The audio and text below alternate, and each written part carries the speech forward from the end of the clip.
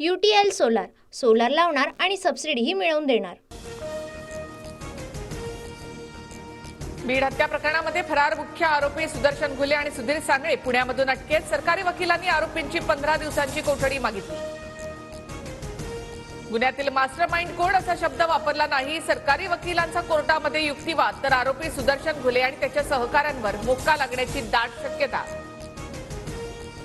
संतोष देशमुखांच्या कुटुंबाला त्रास झाला तर धनंजय मुंडेंना रस्त्यावर फिरू देणार नाही। देशमुख कुटुंबाला मिळालेल्या धमकीच्या पार्श्वभूमीवर जरांगेंचा मुंडेंना थेट इशारा।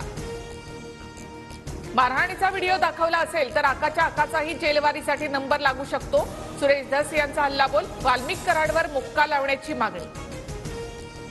बीडमध्ये झालेल्या हत्येमागचे मास्टरमाइंड कोण? सुरेश धस यांचा सवाल, तर अजितदादा क्या हुआ तेरा वादा असं म्हणत धस यांच्याकडून फटकेबाजी।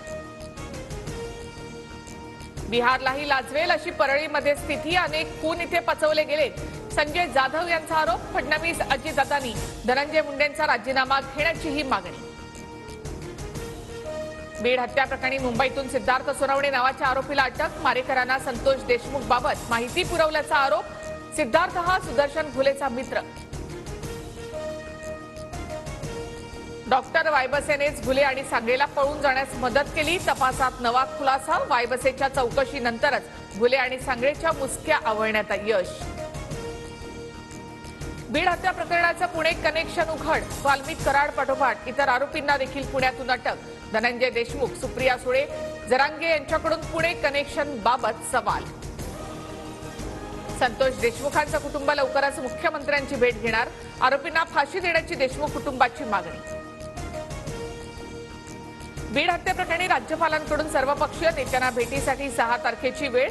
संभाजीराजेंसह सर्वपक्षीय नेते राज्यपाल CP राधाकृष्णन यांची भेट घेणार। बीड हत्या प्रकरणातील आरोपींची नार्को टेस्ट करा, सरकारमधील कोणत्या मंत्र्यांचा सहभाग आहे हे कळेल, मनोज जरांगे यांची मागणी। वाल्मिक कराडच्या जीवाला सत्ताधाऱ्यांकडून धोका, कराडला संपवून पुरावे नष्ट करण्याचा प्रयत्न सत्तेत बसलेल्यांचा असू शकतो, वडेट्टीवारांकडून भीती व्यक्त।